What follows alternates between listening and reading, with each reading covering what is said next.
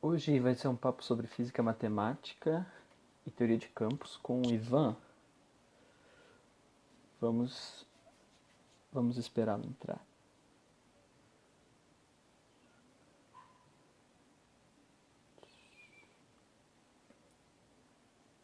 É, o Ivan, ele é aluno de mestrado do Perimeter Institute. Então, deixa eu colocar ele aqui.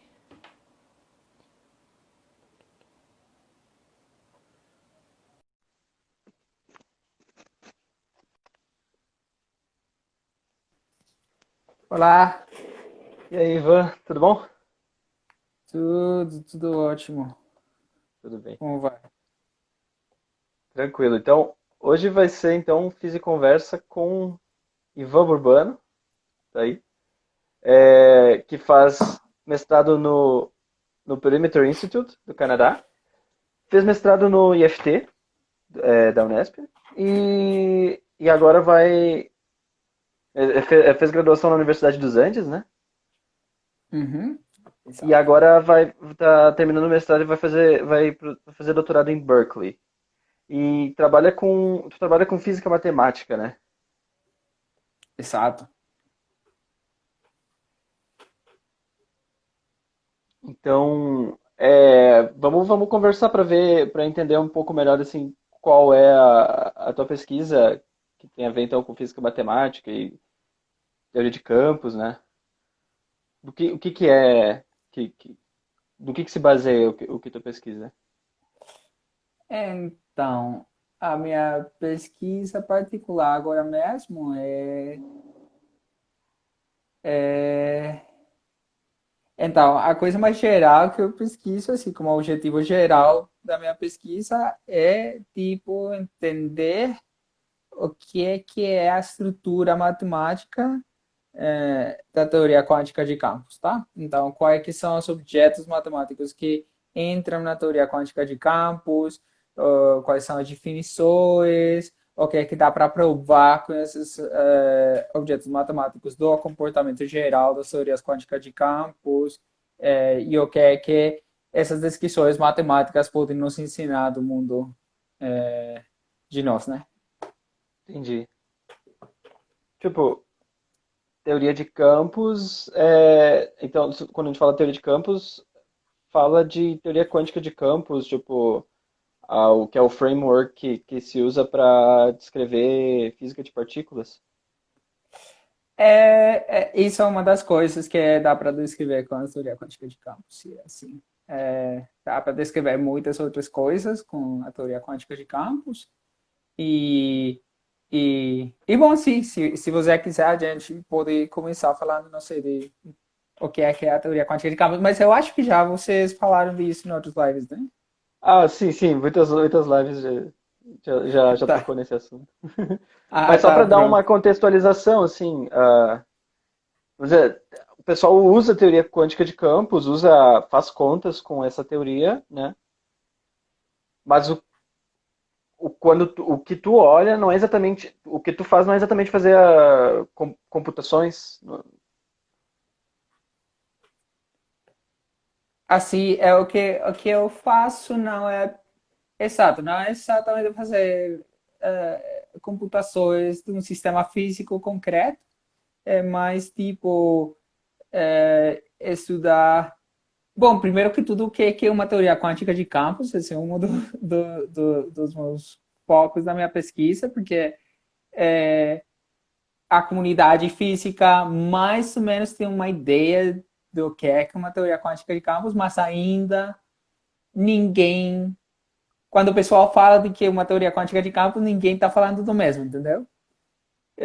Tipo, todos os físicos têm uma ideia diferente na sua cabeça de que é uma teoria Uhum. quântica de campos, e isso está muito associado, eu acho, à falta da rigorosidade matemática da formulação que a gente tem hoje em dia, que é uma teoria quântica de campos. Então, tipo, isso é assim, em geral, que eu tenho interesse de entender matematicamente dar formulações precisas do que é uma teoria quântica de campos. De algum jeito é o que a gente conhece de teoria quântica de campos axiomática, né? Os axiomas para que é uma teoria quântica de campos. Estudar isso. Sim. Tipo, normalmente quando se fala em teoria quântica de campos, tem algumas coisas que todo mundo concorda. Tipo, é uma teoria que descreve campos no espaço-tempo e como, sei lá, como variáveis, mas aí usa a formulação, usa física quântica, que de alguma forma te diz como calcular coisas com esses campos. É, ah, mas uma teoria quântica de campos, bom, pelo lado físico é muito mais que isso, eu acho, como, tipo, além disso, é, ele pode descrever, por exemplo, campos que não sejam num espaço-tempo. Dá para escrever teorias Ah, quânticas de campos que eles não estão. É, que o espaço onde eles estão definidos não é o espaço-tempo, é outro jeito físico, por exemplo. A teoria de uma tipo, partícula. Tá, tranquilo. Fala. não, eu ia perguntar como o que, por exemplo, tipo quando o pessoal vai fazer teoria de cordas. Por exemplo, né? Então, a teoria de cordas, ela começa sendo uma teoria quântica de campos que não está definida no espaço-tempo, uma teoria quântica de campos que está definida na folha do mundo da corda. A corda, quando ela faz uma trajetória no espaço-tempo, ela descreve assim uma folha, né? Essa pintura, né? Se eu tenho aqui, tipo aqui tenho acá, ó, uma corda, isso é uma corda. Se eu Perfeito. estivesse, se ela se move no espaço-tempo, ela está descrevendo assim, tipo uma folha, tá? Aham. Nesse caso seria um cilindro. E nesse caso seria um cilindro. Então, o que a gente faz para descrever o movimento dessa corda, que a gente abstrai o cilindro, algo que a gente vai chamar de linha do mundo, e descreve a corda, a posição da corda, com um campo que a cada ponto do cilindro assina uma posição no espaço-tempo. Então, o campo está definido no cilindro, não no espaço-tempo. Uhum. Mas, além disso, também, bom, isso é uma coisa muito natural que é fazer mecânica quântica de objetos que são extensos, né? Mas também a teoria quântica de campo pode estar descrevendo, por exemplo, sistemas estatísticos, né? Onde os campos mesmo não estão definidos num espaço-tempo, mas só estão definidos num espaço. E assim, as matemáticas são muito similares ao que a gente faz normalmente. Mas, além disso, pelas aplicações que tem a teoria quântica de campos, a física matemática, as matemáticas em particular, também é importante, por exemplo, estudar o que é uma teoria quântica de campos que está definida é sobre uma variedade matemática, que ela não tem que ter uma descrição física por si mesma, sim, ela ser um objeto matemático abstrato, porque ela pode nos ensinar muito das matemáticas. Isso ha acontecido muito nos últimos 10 anos, 10, 20, 30 anos da física. Então, a teoria quântica de campos já agora é algo muito maior que o que começou ela sendo, que é tipo uma teoria para descrever partículas, né? Ela agora é muito mais que isso. Tipo assim, é uma generalização. Variedade seria um objeto matemático que se encaixa, que tipo assim, se encaixa na ideia que a gente tem de teoria quântica de campos. Por exemplo, espaço-tempo é uma variedade. A folha de mundo, o worldsheet, é uma variedade também. Isso, isso. A variedade, o nome que a gente dá em inglês é manifold. Manifold. A gente chama de variedade em espanhol. Eu não sei se no português também é variedade, variedade mesmo, né? Aí em português é variedade, é. Tá, pronto. Sim, uma variedade é uma estrutura matemática que o que ela faz é descrever objetos geométricos que localmente são iguais ao mundo em que a gente mora. São tipo planos, assim como este livro. Assim, planos, tá? Aham. É, É o é, plano cartesiano, é o eixo x e y, assim. É. Exatamente. Então, as variedades são objetos, é uma estrutura matemática que ela tenta fazer, o que ela pretende fazer é descrever superfícies, geometrias que localmente são x, y, z. Exato. É, e as variedades têm aplicações porque, em particular, bom, para os físicos são muito importantes desde a relatividade geral, né, onde o Einstein descreveu a gravidade como é, entendendo o espaço-tempo, ao não do espaço e o tempo como uma variedade, que tem uma curvatura, e a gravidade é uma expressão dessa curvatura. Mas, além disso, também tem a noção de variedade é muito importante para entender tudo que é geometria hoje em dia, né? Tudo esse tipo, entender que é um nudo, o que é uma corda, para entender tudo o que a gente faz de geometria hoje em dia tem que ver com variedades. E essa é a língua mais poderosa que tem a gente hoje em dia para entender o que é a geometria. Interessante. Aí, tipo, e isso então seriam teoria, em teoria de campos, esses seriam isso é um dos conceitos matemáticos que tu usa então para formalizar a ideia de teoria de campos.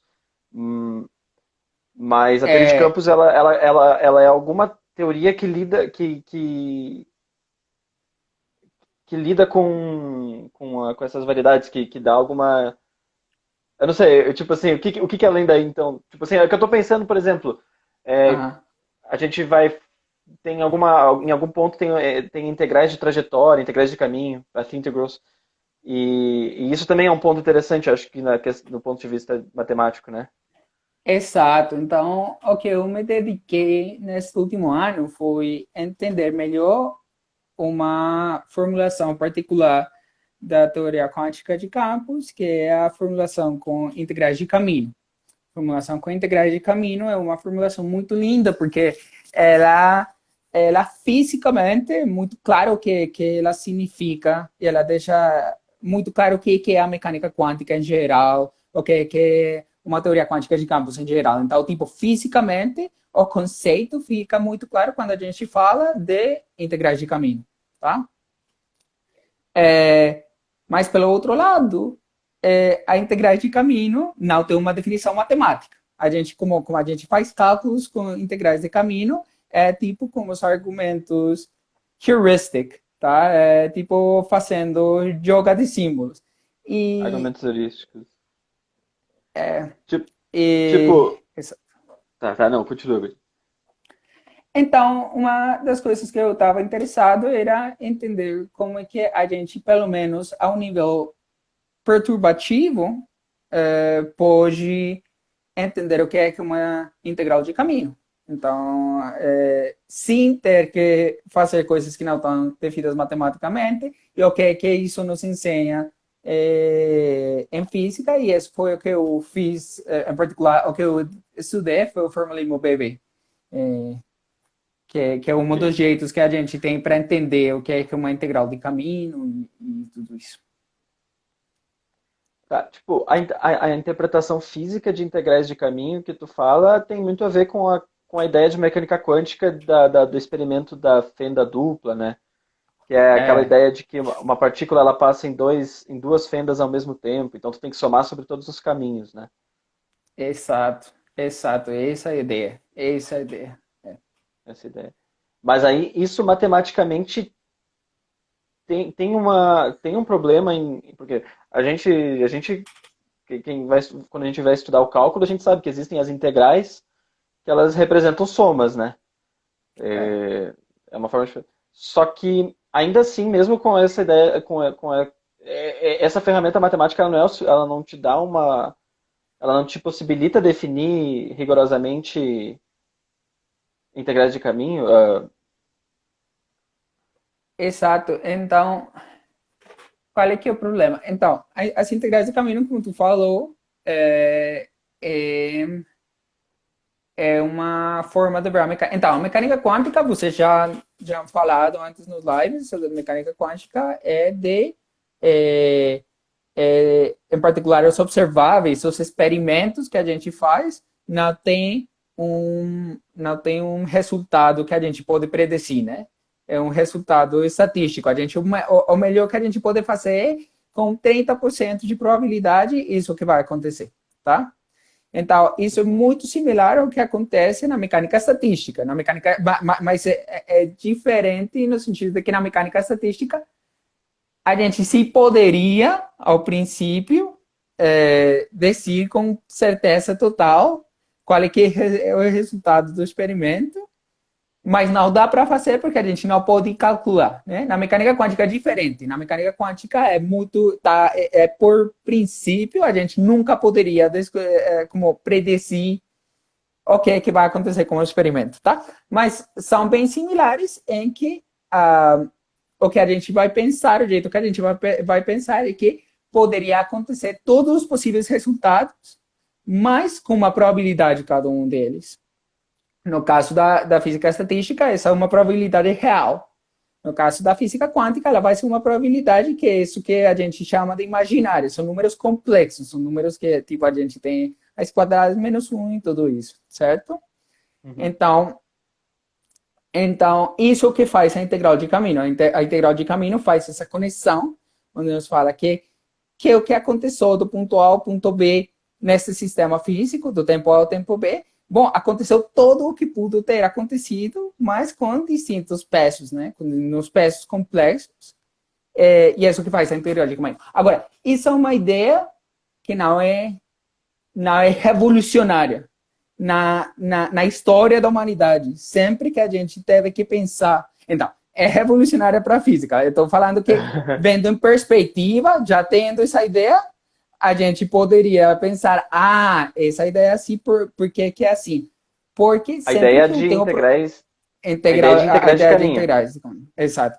Ok. A ideia vendo em retrospectiva, a ideia de integrais de caminho aparece de um jeito muito natural, porque sempre que a gente tem uma probabilidade, sempre que a gente quer entender algo que seja probabilístico, o que a gente faz esse outcome é com essa probabilidade. Esse outcome é com essa probabilidade. Esse outcome é com essa probabilidade. Eu multiplico a probabilidade pelo outcome, sumo elas e isso dá um valor esperado. E isso é o que a gente sempre feito, isso é algo que se conhece muito na teoria da probabilidade. E isso tem um nome na teoria da probabilidade. Isso tem o nome do teorema de Radon-Nikodym. Então, sim. O teorema é o teorema de que a gente tem que somar as probabilidades de todas as possibilidades. Exato, o teorema que fala se você quiser, se você tem um conjunto de possíveis observações e você quer dar algum método para calcular o valor esperado delas, o que tem que fazer é somar sobre todas as possibilidades multiplicadas pela probabilidade. Esse é o teorema de Radon-Nikodym, é um teorema da teoria da medida que é importante, tá? Então, ele garantiza que existe essa ideia de integral, tá? O problema que vai acontecer na teoria quântica de campos é que o conjunto de estados do sistema é muito maior. Ele vai ser um espaço vetorial que é muito grande, tá? Então, não dá para descrever com esse teorema. E aí, onde vai acontecer? Então, fisicamente, é claro porque que a gente tem que fazer integrais de caminho, mas as matemáticas não dão a resposta de como podemos definir esse integral de caminho. E é isso que eu estava interessado, como fazer para definir esse integral de caminho. Entendi. Eu passo o problema de definir... Tá, desculpa. Não, só para ver se eu entendi. Então, o problema seria assim, existem tantas possibilidades, os campos têm tantas possibilidades que a gente não sabe nem como somar sobre tantas possibilidades, como integrar sobre todas essas possibilidades. É isso. Então, para o pessoal que soubesse mais de matemática, esse termo de que tem tantas possibilidades, isso tem uma formalização. É o que a gente chama de que o espaço vetorial das possibilidades não é localmente convexo. Não é localmente convexo. Então, desculpa, não é localmente compacto. Então, como não é localmente compacto, a gente não pode descrever essa integral utilizando o teorema de Radon-Nikodym. Então, é ali o Interessante. problema. Agora, de passo, fisicamente, é muito interessante que seja tão difícil definir o que é uma integral de caminho. Isso tem muito significado físico porque é tão difícil definir essa dificuldade com definir uma integral de caminho tem que ver com fenômenos na física mesmo. O fenômeno mais importante é o fenômeno de renormalização, por exemplo. Esse é assim um fenômeno que, se a gente escrevesse a integral de caminho, alguém falaria, tá, pronto, beleza, calculemos e pronto. Mas a gente sabe agora que há um fenômeno físico conhecido como problema de renormalização, que está ali escondido dentro da integral de caminho, mas não é claro, tá? Além disso, por exemplo, tem outro problema, que é o problema da anomalia, que são simetrias do sistema clássico, que não são simetrias do sistema quântico. Então, tipo, todos esses problemas estão escondidos na integral de caminho e a dificuldade de definir a integral de caminho está associada com esses problemas físicos. Tá? Então, não é que seja um problema puramente acadêmico ou matemático, isso de definir uma integral de caminho, é um problema físico mesmo. No caso, se eu soubesse definir integrais de caminho, eu não teria esses fenômenos, por exemplo, a renormalização.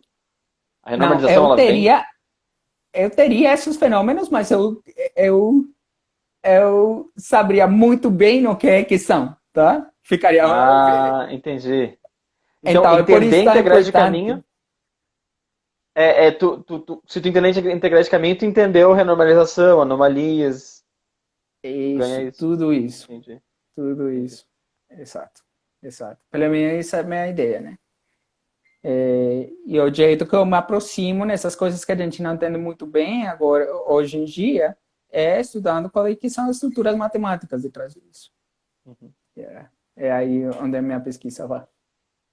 E aí, você falou que usa, que então aborda, tenta entender integrais de caminho com esse formalismo BV, é isso? Exato. Então, isso foi o começo da minha pesquisa, que foi aprender esse formalismo BV, é um formalismo bem legal, e o que ele faz é duas coisas. Ele vai dar uma solução ao que é uma integral de caminhos a nível perturbativo, e essa solução é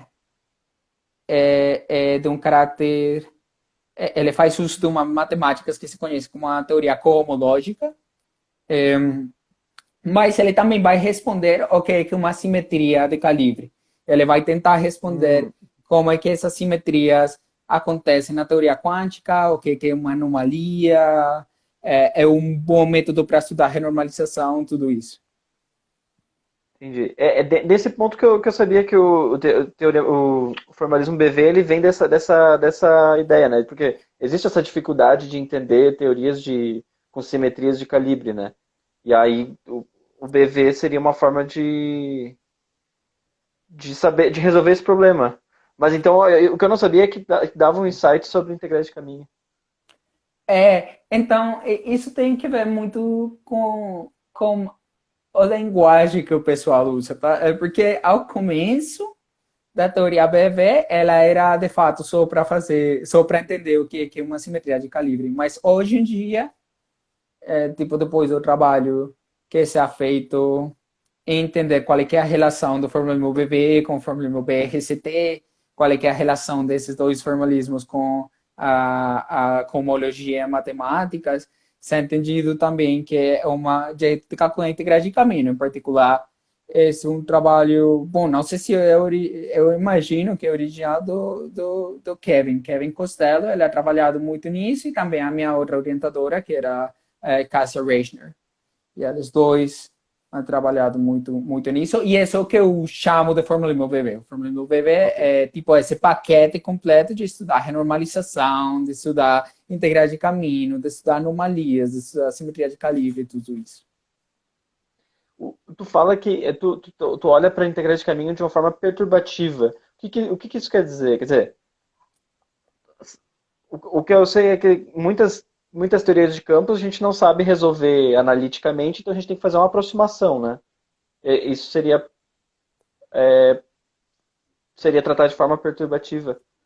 Exatamente. Tipo, ó, a gente na teoria quântica de campos tem um parâmetro, né? Que é a constante de Planck, certo?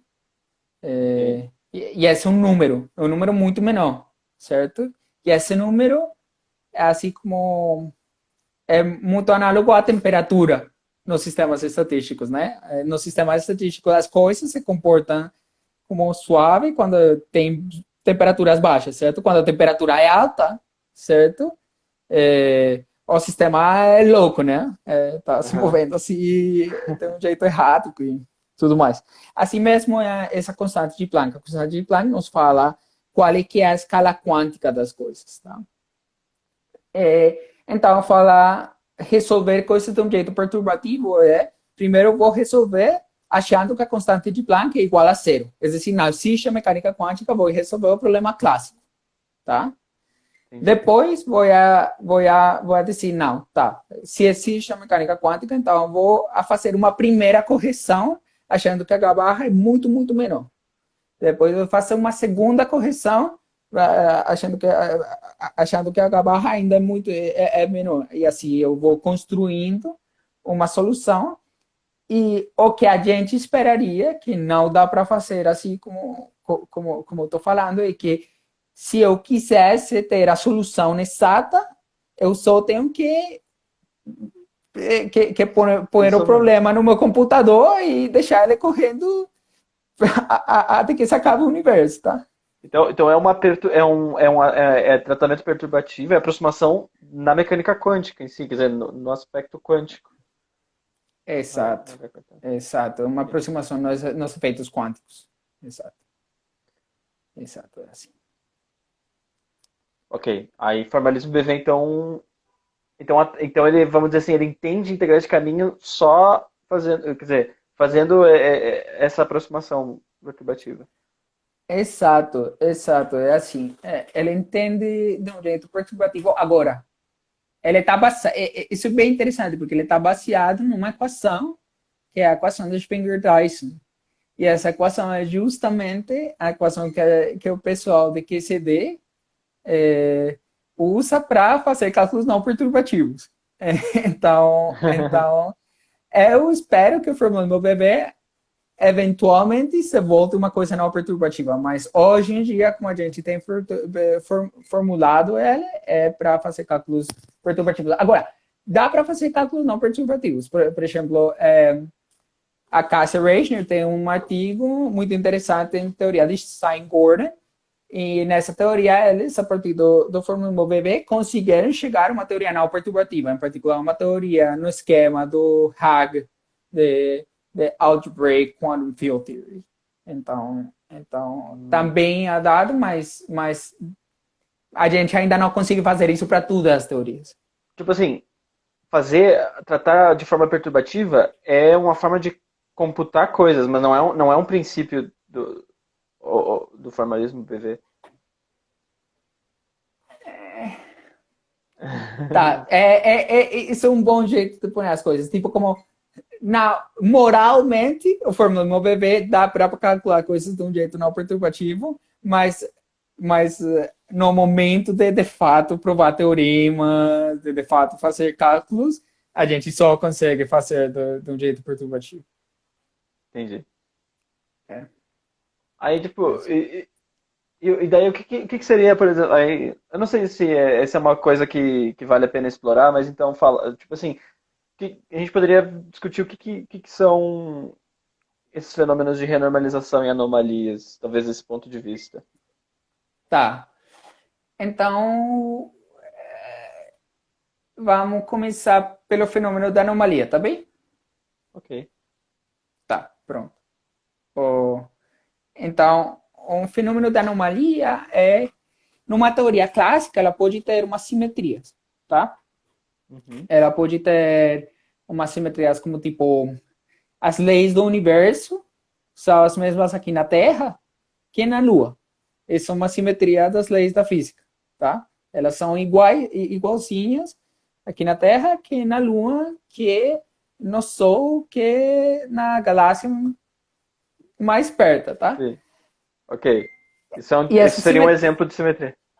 essa é uma exemplo de simetria. Então, a gente entende muito bem o que é uma simetria ao nível clássico. Por quê? Porque do jeito que a gente hoje em dia faz mecânica quântica muito, é começando com uma teoria clássica. Então, quando a gente começa com uma teoria clássica, a gente já sabe quais que são as simetrias dessa teoria. Porque a gente conhece muito bem como é que funcionam as teorias clássicas e dá para estudar quais que são as simetrias. Então, quando a gente vai fazer a teoria de perturbações, que a gente vai voltando o sistema quântico pouco a pouco, certo? Essas simetrias podem ser quebradas. Poderia que essa simetria que existia ao nível quântico, ao nível clássico, já não seja uma simetria ao nível quântico. E aí você fala Ah, que o sistema é anômalo. tipo assim, a simetria seria só uma aproximação no nível clássico. Exato, porque o jeito que a gente está fazendo as coisas, de começar por uma teoria clássica e ir para a teoria quântica, não tem sentido nenhum, porque a teoria quântica é o mais fundamental. A teoria clássica Sim. é tipo uma aproximação da teoria quântica, tá? Então, em particular, as simetrias que tem na teoria clássica não tem por que ter a teoria quântica. Poderia ser que só na aproximação clássica essas simetrias existem, tá? Na teoria quântica elas poderiam não existir. Então, isso que a gente fala quando fala de uma anomalia. Ok. Por que que, por que que são tão importantes essas anomalias? Porque a gente, voltando ao papo que a gente estava tendo das integrais de caminho, a gente o que vai fazer é somar sobre todas as possibilidades, certo? Mas Ok. existe umas simetrias, que se conhece como simetrias de calibre, que elas não são umas simetrias, de fato, são umas redundâncias na descrição do sistema, tá? Então, quando um tem uma simetria de calibre, duas configurações do sistema, duas possibilidades no sistema, que são diferentes na descrição que a gente está usando, elas fisicamente são equivalentes. Então, eu tenho que ter Ah, cuidado quando eu sumo sobre essas duas possibilidades. Eu só posso sumar sobre uma delas, tá? uhum. Então, poderia. Então, quando é que a gente tem uma teoria anômala? A gente tem uma teoria anômala quando, classicamente, essas duas possibilidades são equivalentes. Então, eu vou fazer a minha integral de caminho, eu só conto uma vez por elas, e resulta que a teoria quântica, essas duas possibilidades serão diferentes. Então, a gente Entendi. errou Aham. Entendi, a entendi. fazer essa conta assim. Tipo, essa questão de redundância e tal, a gente está descrevendo duas possibilidades que são a mesma, de formas diferentes, por uma questão de é, algum motivo eu não sei, tipo, é porque é mais simples, vamos dizer assim, escrever o sistema dessa forma redundante? É isso por um lado, mas também porque, por exemplo, no eletromagnetismo isso acontece, tá? No eletromagnetismo a gente descreve as coisas de um jeito redundante, mas não só é porque é mais fácil, tá? Por exemplo, do jeito que a gente aprende na graduação, a começo da graduação, ou na escola também, é que o eletromagnetismo tem dois campos, o campo elétrico e o campo magnético. E elas não têm uma simetria de calibre. Isso é uma descrição que é tipo boa no sentido de que ela não é redundante. Mas Uhum. depois a gente começa a descrever em termos do que a gente chama o quadrivetor potencial, certo? Uhum. E esse potencial eletromagnético ele é redundante, mas a gente faz isso por duas coisas. Uma é porque, assim como tu falou, essa redundância é boa para resolver o sistema, certo? Ela dá essa redundância deixa fazer uma escolha, e se a gente faz essa escolha de um jeito bom, fica mais fácil de resolver as equações. Mas, pelo outro Uhum. lado, também é importante, e isso é algo que tem a ver com mecânica quântica, por algo que se conhece como o efeito da Haranov-Bohm. O efeito da Ah, Haranov-Bohm, ele nos vai ensinar que se eu quero descrever de um jeito local o que acontece com a teoria eletromagnética, se eu quero descrever a trajetória de uma partícula num campo eletromagnético, só conhecendo o campo eletromagnético que essa partícula experimenta, ou seja, só conhecendo localmente o campo eletromagnético na trajetória da partícula, não dá para descrever com o campo elétrico e o campo magnético. Tem que fazer como potencial eletromagnético.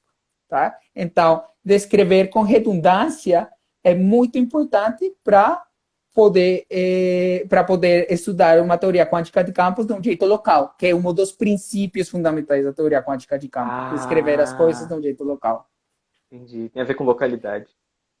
Exato, não dá para descrever muitas. Bom, em particular, não dá para descrever a teoria de Yang-Mills, que é a teoria das interações mais fundamentais do universo, em termos. Se a gente não usa.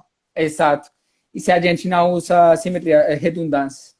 Agora, essas redundâncias também acontecem com outras coisas. Por exemplo, a relatividade geral também é uma teoria redundante. E ali, a redundância tem que ver com o fato de que se a gravidade tem que ver com a curvatura do espaço-tempo. Se eu tenho dois espaço-tempos cuja curvatura é a mesma, cuja geometria, cuja curvatura seja a mesma, cuja distância seja a mesma, tá? A gravidade nesses dois universos é a mesma, tá? Então a gravidade é inerentemente uma teoria de calibre, porque existe essa redundância, tá? Porque dois geometrias do espaço-tempo que têm as mesmas distâncias e os mesmos ângulos têm que dar a mesma teoria gravitacional. E, finalmente, por exemplo, na teoria de cordas, que a gente falou, também a gente tem uma redundância, mas ali a redundância é diferente. A redundância é porque a gente se inventou uma coisa que se chama a folha do mundo. Mas essa folha do mundo não é verdade. Essa folha do mundo não existe, tá? Essa folha do mundo foi algo que a gente imaginou na sua cabeça, e em particular, se alguém decide descrever a corda com outra folha do mundo, tem que dar para fazer a descrição. Essas duas descrições têm que corresponder ao mesmo sistema físico. Tem uma ambiguidade na parametrização da folha de mundo.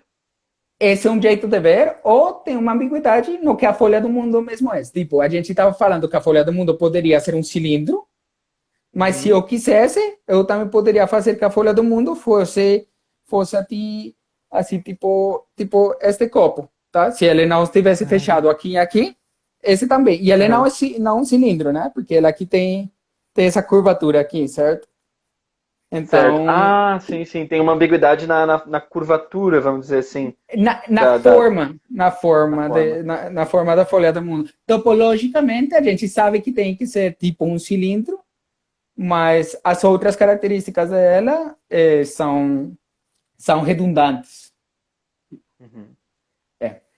E aí isso tudo, então, é esse cuidado que tem que ser tomado, então, por exemplo, quando tu tem esse caso de redundância, que seriam as teorias de calibre, tu tem que então, tomar esse cuidado de não somar sobre possibilidades redundantes, e é por isso que existe esse formalismo.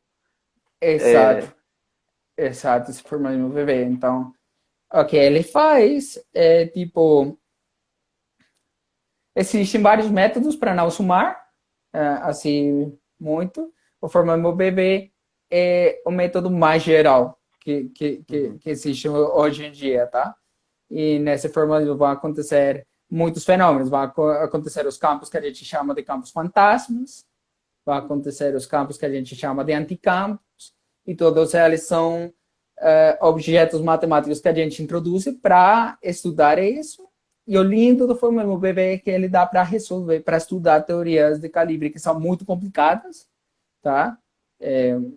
Mais complicadas do que a gente falado até agora, mas também porque ele dá um jeito de estudar essas coisas de um jeito que a gente chama de covariante, né? Que é deixando as simetrias explícitas nos cálculos, porque tem outro jeito de fazer a coisa de um jeito não covariante, que é que a gente quebra a simetria, faz os cálculos e ao final tem que checar se os cálculos de fato são independentes dessa escolha que a gente fez no começo.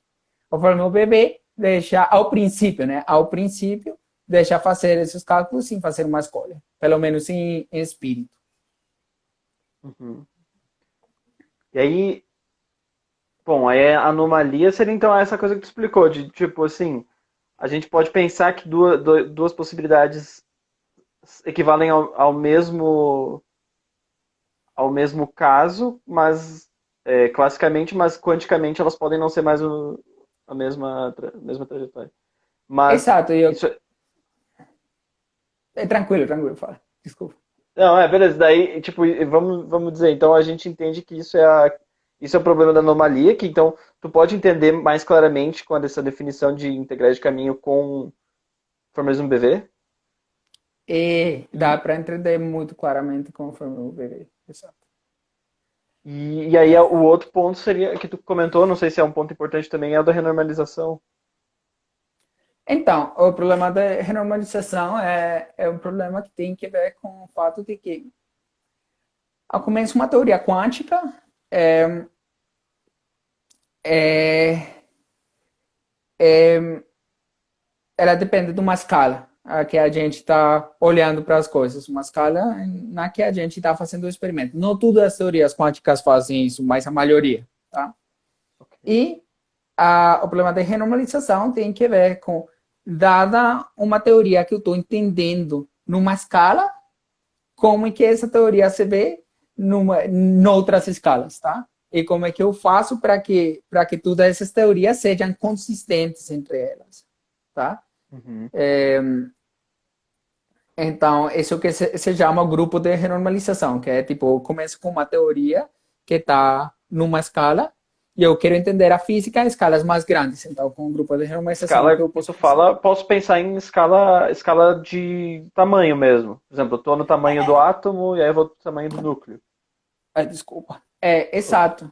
Exatamente. Como tipo, por escala eu estou me referindo assim mesmo à distância. Se eu estivesse estudando, por exemplo, física de partículas, por escala eu estou me referindo na minha teoria quântica de campos, o que eu vou fazer é que vou considerar duas partículas interagindo, mas até uma distância, tá? Tipo, se as partículas estão a 1 nanômetro de distância, eu vou falar já na minha teoria, não sei o que está acontecendo. Eu tenho uma descrição efetiva de que é o que está acontecendo, mas não vou falar nada do que está acontecendo assim a escalas menores, tá? E esse é o problema da renormalização. Como estudar, como é que funciona a teoria, como é que a teoria quântica de campos muda quando eu mudo a escala da teoria. Quando eu tento enxergar mais perto, vamos dizer assim, pode ser que minha teoria mude. Exato. Então, no ponto de vista BB, é que uma teoria, não existe uma teoria quântica de campos, ou melhor ainda disso, a teoria quântica de campos não é uma teoria do estudo das partículas em todas as escalas. Uma teoria quântica de campos é Ah, descrever. Então, uma teoria quântica de campos é descrever as interações de partículas para cada escala, tá? Mas em cada escala tem uma teoria diferente. Outro problema é dar uma teoria que os cálculos sejam exatos em todas as escalas. Isso não é que dá a teoria quântica de campos. A teoria quântica de campos precisa que você primeiro fale, eu quero conhecer estas interações a tal escala. A teoria quântica de campos fala, beleza, eu sei como fazer isso, tá? E o problema da renormalização é como é que essas escalas interagem. Em particular, se eu dou uma teoria, se eu para cada escala dou uma teoria, essas teorias têm que estar relacionadas de algum jeito. E esse é o problema uhum, da renormalização. Qual é que é a relação entre essas teorias, as distintas entendi. escalas? E de novo, Esse. aí entra sempre essa questão de integrais de caminho. Só Exato. para entender Então, por isso. exemplo, na integral de caminho, o jeito que isso entra é que na visão perturbativa de uma integral de caminho, o que a gente termina calculando é com diagrama de Feynman, tá? E esses diagramas de Feynman são linhas do mundo da partícula, que ela vai, tá viajando, e ela se encontra com outra partícula, interage e vai, tá?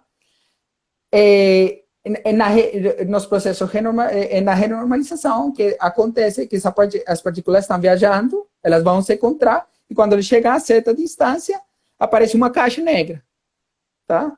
Parece ali uma caixa que a gente não sabe o que está acontecendo, mas a gente tem uma interação para essa caixa.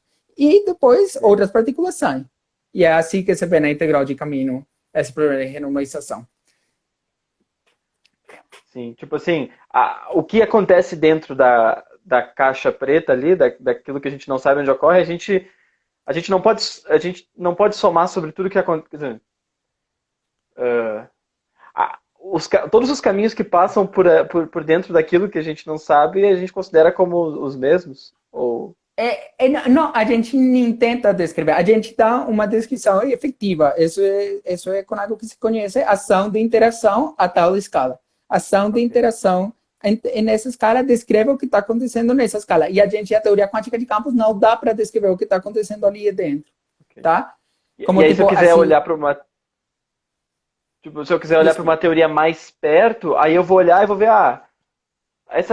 o que aconteceu foi isso, interagiu da seguinte forma. Aí quando eu uso para fora, na verdade eu acabo integrando sobre tudo que aconteceu ali.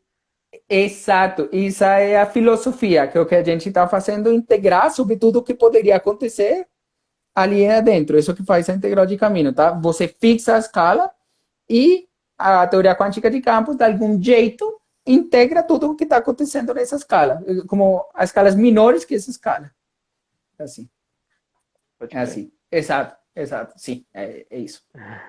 É isso, esse problema de renormalização. E o formalismo BB, do jeito que ele trata esses dois problemas, por uma parte, então, pela parte da anomalia, só que vai acontecer que o formalismo BB, ele precisa definir matematicamente o que se chama de um diferencial BB. Isso é como uma derivada, um operador, na teoria, cujo quadrado é igual a zero, tá? E para definir esse operador, é muito importante que quando eu multiplico ele por ele mesmo, dê igual a zero, tá? Quando ele não dá igual a zero, isso é uma anomalia, tá? Isso é o que a gente conhece da anomalia, e isso precisamente, e que ele não dê igual a zero, significa que essas probabilidades que eu estava assinando a cada uma das possibilidades da minha teoria, cada uma das coisas que poderia acontecer, essas probabilidades não são invariantes pela simetria. Isso é o que nos está falando, que se o quadrado seja igual a zero, então a gente tem uma anomalia, tá? O problema da renormalização é diferente. O problema da renormalização é porque para definir o diferencial mesmo, esse operador que a gente chama de que normalmente, a gente tem que definir uma escala. E o que a gente termina fazendo para cada uma das escalas da teoria, eu defino um que diferente. E existe uma equação que se conhece. Bom, tá. A gente termina escolhendo um que diferente. Agora, os dois problemas, que o que quadrado seja igual a zero e que o que para duas escalas diferentes sejam relacionados por renormalização, estão encapsulados numa equação. Essa equação se conhece como a equação quântica mestra. É isso.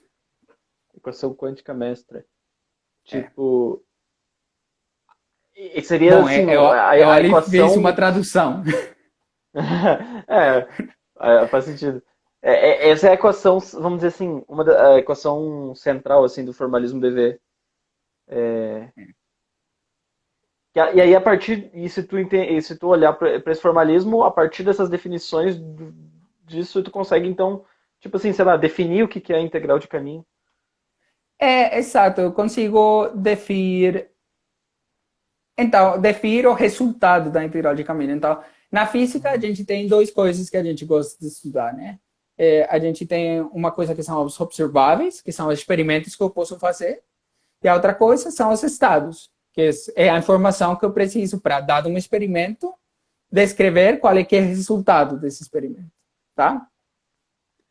O que faz a integral de caminho é precisamente calcula o resultado do experimento. Melhora porque a gente está fazendo física estatística, ou teoria quântica de campos, o valor esperado desse experimento.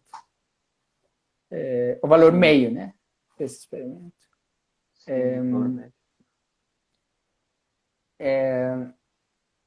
Então, isso é o que faz a teoria ABV. Então, o que a gente vai fazer nessa teoria ABV é que a gente vai se perguntar, tá, eu pego o meu experimento, tá? E eu posso aplicar no meu experimento o operador Q do que eu estava falando, tá? Se aplicar Q nesse experimento é igual a zero, o que eu vou falar é que esse experimento dá para fazer, tá? Um experimento real. Um experimento que é um experimento físico.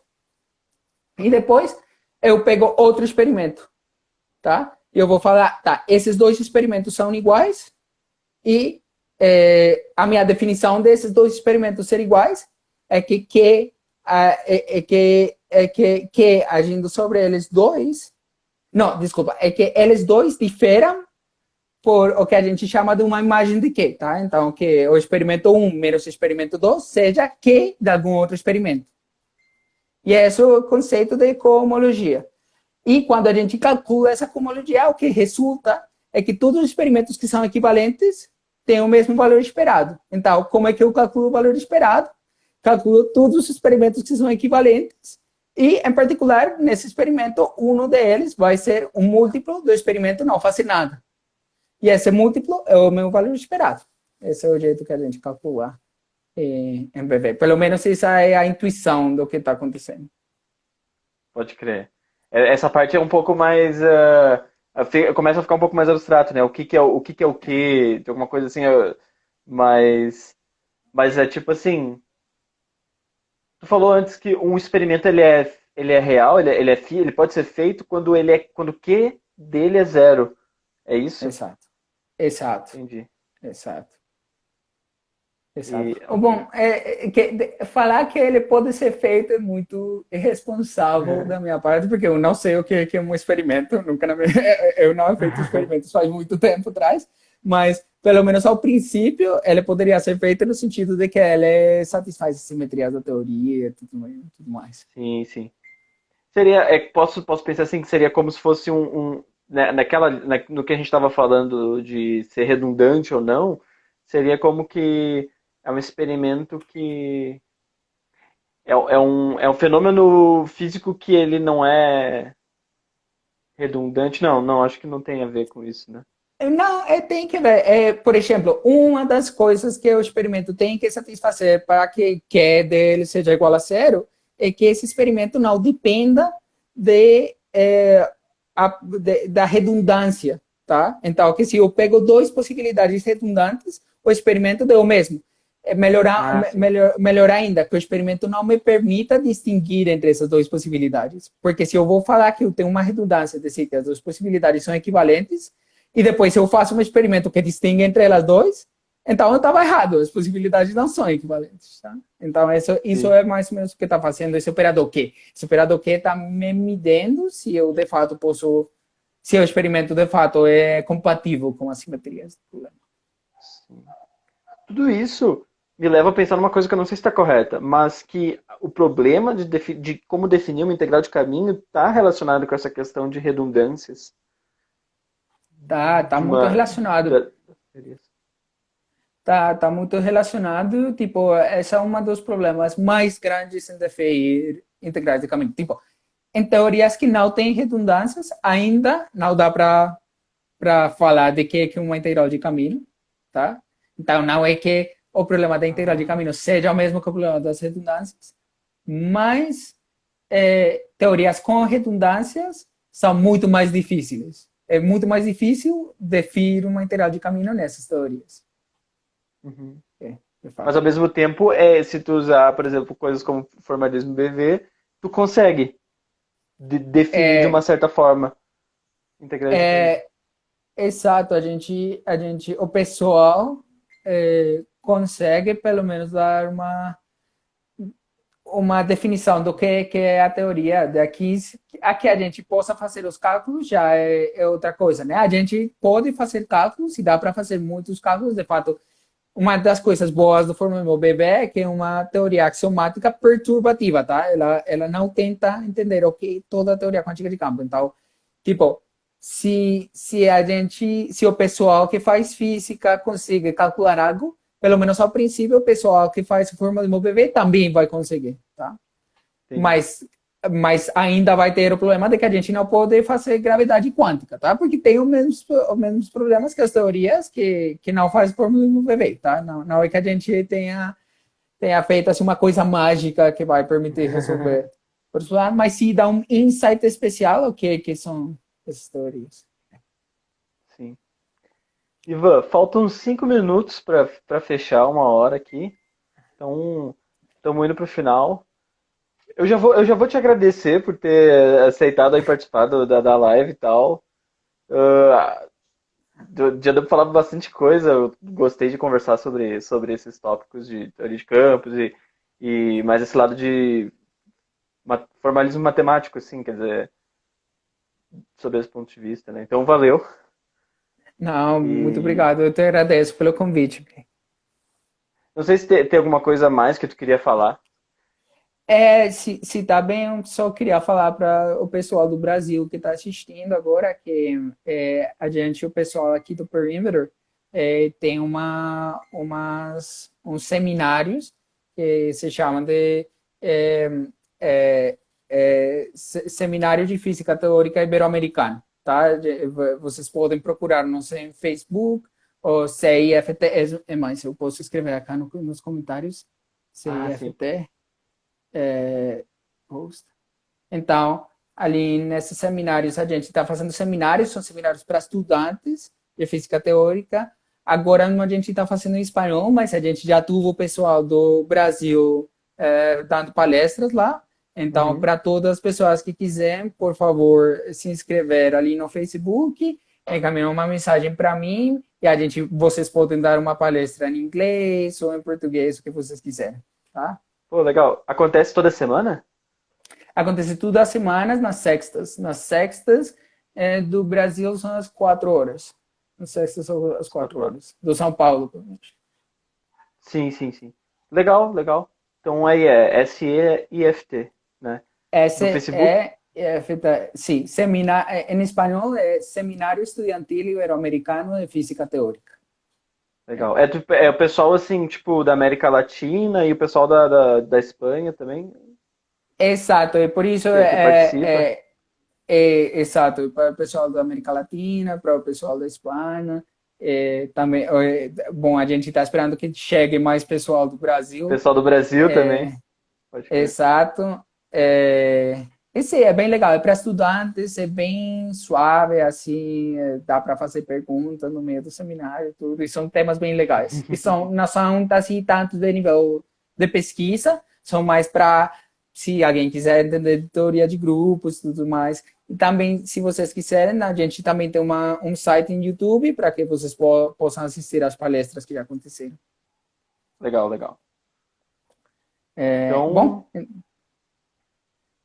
é isso aí. Do que tu tinha pra falar da tua pesquisa e tal, eu não sei se a gente abordou talvez tenha faltado alguma coisa que tu gostaria de falar, mas Mas se tu quiser saber um pouco mais da pesquisa, eu posso recomendar que nas próximas, que é uma conversa com o Thales Ripeste, o Bruno de Souza Leão 2, que estão ah, sim, aqui. sim. Eu estou pesquisando com Aham. eles são estudantes de doutorado aqui no Perimeter, mas eles estudaram comigo no mestrado no IFT na Unesp também. Uhum. Pode crer. Tá? Então daí já estamos com mais pessoas para participar das lives e tal, e é isso aí, continuar conversando sobre física. Isso, tá. Tá, eu te agradeço, tá? Valeu, Ivan. Tá, Então, boa noite, abraço e obrigado então. por todo mundo que assistiu. Valeu, gente. Obrigado a todo mundo. Tchau. Tchau.